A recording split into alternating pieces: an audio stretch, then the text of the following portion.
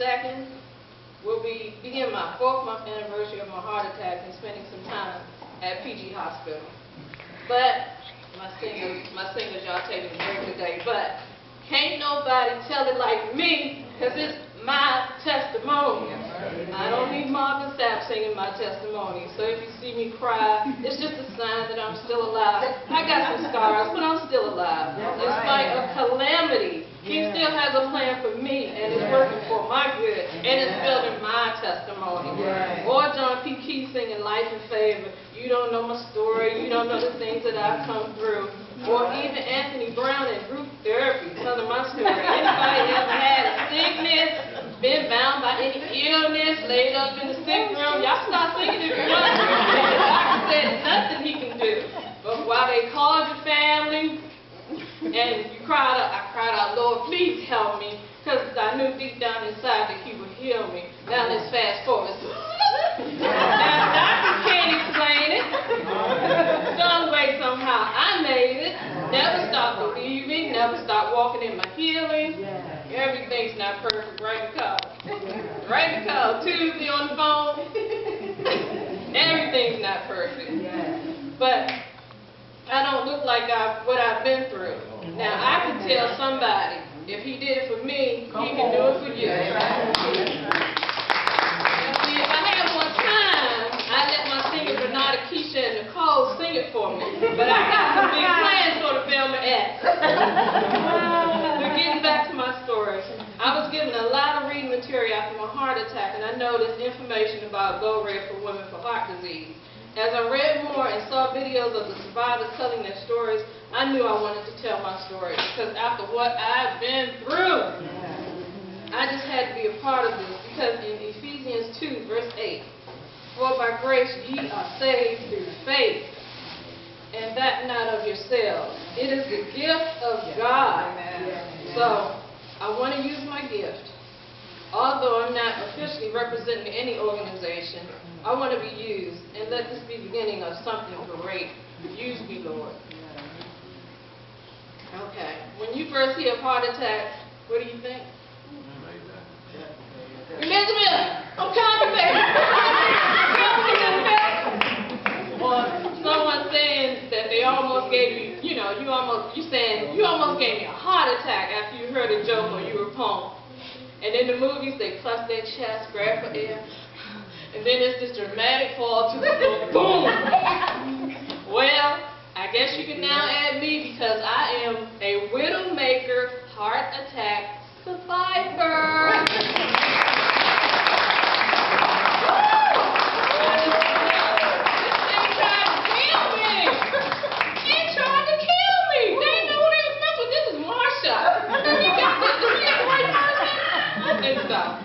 Oh, that wasn't it. I'm sorry. Back to the book. But this has been life-changing, or should I say for the ones waiting for Super Bowl Sunday, Kevin. A game changer. All that I wanted to do and achieve can still be done, but at a slower pace. I have to do what is called energy conservation. That is, if I'm going out for the day, I have to start getting ready hours before. That's why I was late, because I have to conserve the my energy, so I won't tire as quickly, because my lungs and everything. But I'm in cardiac rehab at Doctors Community Hospital, so every day I get a little stronger and better as my activities are increased in a monitored setting. I'm sorry, y'all. Okay.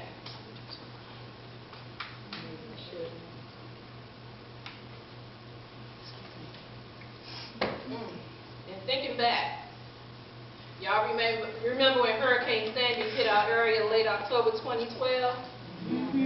But my Hurricane Sandy was just about to start. Monday, October the 29th, I remember it well. I was experiencing symptoms. Hear my symptoms? It was a fullness in my chest. Guess what I thought? Me and Brianna had those pretzels, Hurricane Sandy, they were stuck in my throat. They won't get out. But that's what I was feeling, a fullness in my chest. And little throbbing muscle spasm here and on my back. So I thought it was from the car accident. Remember, I didn't make it Women's Day that Sunday because we was in that car accident. I thought I was having muscle spasm from that car accident. So Tuesday the 30th, the symptoms came and went, but it was like no other symptoms that I ever experienced. I told my sister that in that email. So I called my primary care physician's office that afternoon. They advised me to come in the next day, but if the pain got any worse, to call 911 immediately. Wednesday, October 31st, my mother and I started physical therapy, and I informed them that I was not feeling well. My chest was bothering me. So the physical therapist was concerned, and we really didn't go through with the routine, but he gave me a list of exercises to do. I did some of the stretches the best I could and was given a massage. That massage would have been great if not for the pain. After that, I went to my primary physician's office. Both arms were in pain from the elbows down. It was like a throbbing pain.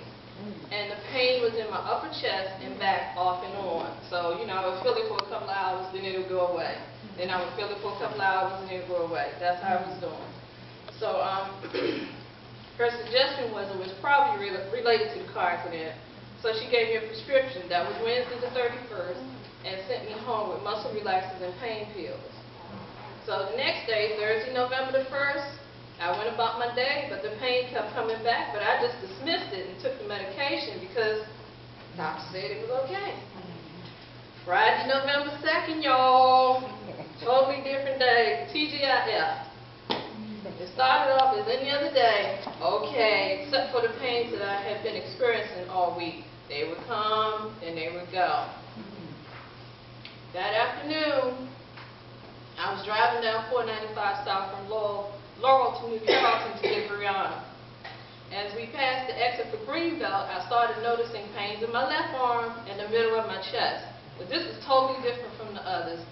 The pain started getting worse, but I kept driving thinking that they would go away like they had been all week. My mother was in the passenger seat, so I just adjusted myself and kept turning the radio because I had to keep it moving because I had things to do. But by the time I reached 450 Annapolis Road exit, the pain was excruciating. Y'all just don't know. I tried not to alarm my mother, but needed to get off the beltway fast. I saw the signs for Doctors Community Hospital and kept thinking that I could reach Brianna at Grandma and Grandpa Cummings. Here I go, y'all. It was only a few minutes away. I saw the signs for Doctors Community Hospital. And then see how I was feeling, and if we still needed to go to the hospital, we would, because I had things to do, and I had to keep it moving. So as we reached the IRS building, I thought she was at work, but she wasn't. I was home working. Whatever. I booked a U-turn. I know Mama was probably thinking, what ain't no what is she doing? But I booked that U-turn and pulled in front of the building because I could barely sit up behind the wheel. I looked at my mother. And I think I said something like, I said it just like this, y'all.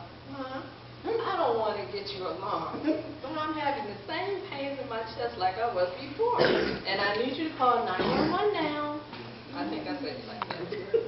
So by then, from what I can remember, my symptoms were the left arm was throbbing, the chest pressure, it was chest pressure, not fullness. So if that elephant sitting on my chest, it was totally different from the pains that I had before. I was starting to get queasy. And now it's getting harder to breathe because I was getting excited. I knew something was going on. So she called 911. The ambulance arrived in minutes, and I was so thankful, but I was getting so weak I just wanted to lie down. I felt like I was in a fight, and I was. I didn't know then, but I was fighting for my life.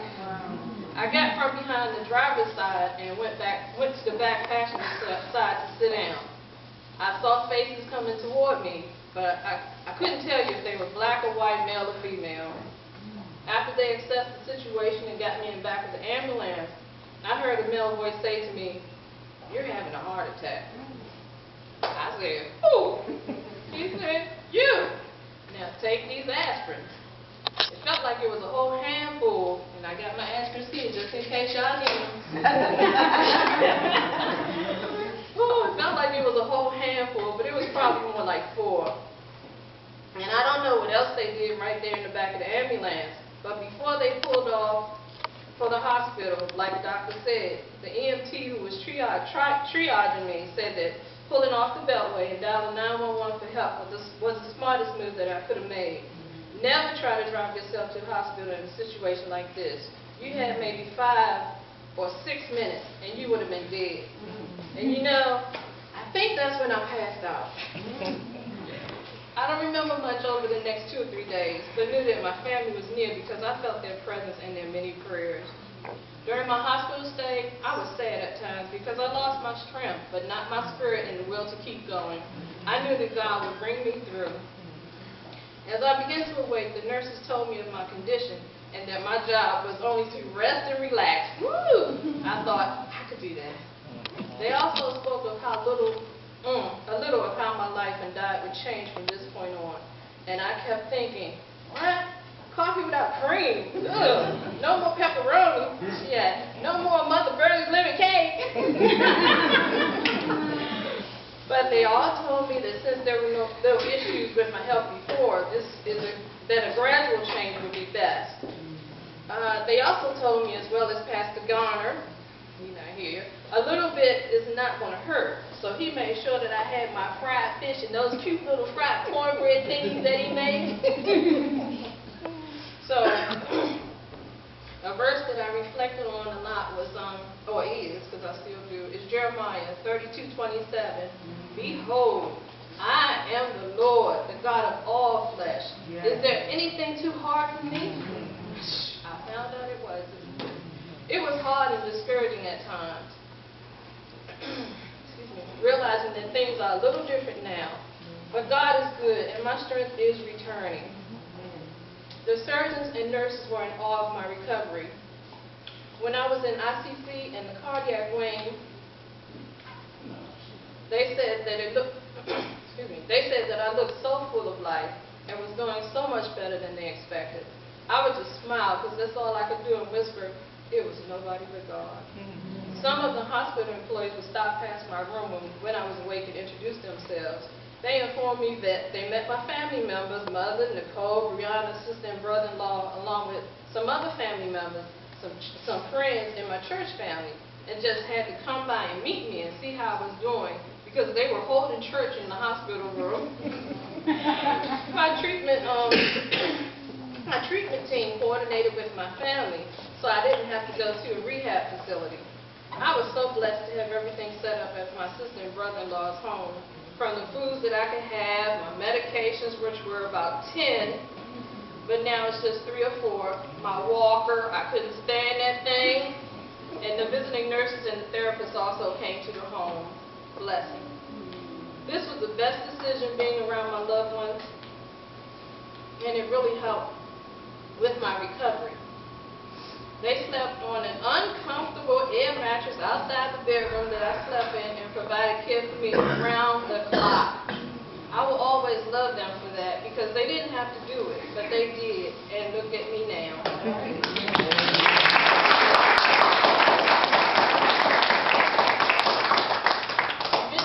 Events like this teach us a lot of things, such as patience, tolerance, and a great appreciation for your loved ones. I've also learned, like the doctor said, of the risk factors, which I had none, that you can control. If you smoke, just stop. If you have high blood pressure or high cholesterol, watch your diet, take your meds, monitor it. If you're overweight, don't say nothing about that, because that's personal. But, see, I got a head start, because when I came from the hospital, I was 20 pounds lighter. But I have 10 or 15 more pounds to go, because it's not even about weight, it's about overall health. And I wasn't healthy. And if you're a drive-through junkie, McDonald's and Wendy's, when you pull up at the window and they say, you want your regular? You gotta stop that. That's an unhealthy diet. It's a diet high in saturated fat, trans fats, cholesterol, and sodium. I'll just let that one go for now, but I read all the nutritional labels now, even on candy. You can ask my mother. I'm in the store reading the label. Oh, too much sodium in that, Mom. Can't have that. But it's teaching me a lot. And high blood sugar, diabetes, take your pill of insulin, please. The risk factors that you can't control would be your age, you can't do nothing about that, and your family history. If you have a family history of heart disease, please find out. Ask your living relatives. Not to be nosy, but to help you live a heart-healthy life. I've also learned that women experience more atypical symptoms at the time of a heart attack than men, as we found out with me. In one study, women were, just like the doctor said, more than twice as likely as men to experience nausea, vomiting, or indigestion as heart attack symptoms, which I had. Some studies have shown that men and women perceive pain differently, and I read that they said in some of the articles that women can take the pain better than men, so we don't go to the doctor as fast. That's why they don't get to us as fast as they do with the men, because men are wimps. Anyway, that wasn't in there, I'm sorry. But men and women report different heart attack symptoms, so that was me. So, if you think you're having a heart attack, which I did, but I didn't, seek help immediately. If you delay, this may result in death or long-lasting heart damage. And it is one of the reasons why women tend to experience worse outcomes after a heart attack than men. Also, how many of you know CPR? Ooh, for real, I'm in good hands. Right. So if you don't, contact the American Heart Association, Red Cross, or the local hospital so you can see what classes are being held. And like he said, 81 milligrams of aspirin. I carry them with me, so if I'm starting to have chest pain, I just say, get in your purse and get your aspirin. I got it for you too. If it's too bad, call 911. And it's such a low dose that it's better to be safe than sorry. And now this verse comes to mind. I'm sorry. Isaiah 58:8. Then shall thy light break forth as the morning, and thine health shall spring forth speedily. And thy righteousness shall go before thee. The glory of the Lord shall be thy reward. I'm enjoying it. We often hear about second chances, and I stand before you to let you know that I got a second chance to live. And I plan on honoring the Lord with the time that He has given me. I don't take it lightly, because just as He let me live, He could have let me die. But He saw something in me that I didn't see in myself. He came down in the operating room, saw me crying out His name, and He saved me. Although I've tried with this testimony, words cannot express the way I feel right now. That was the end, though. I just want to thank you all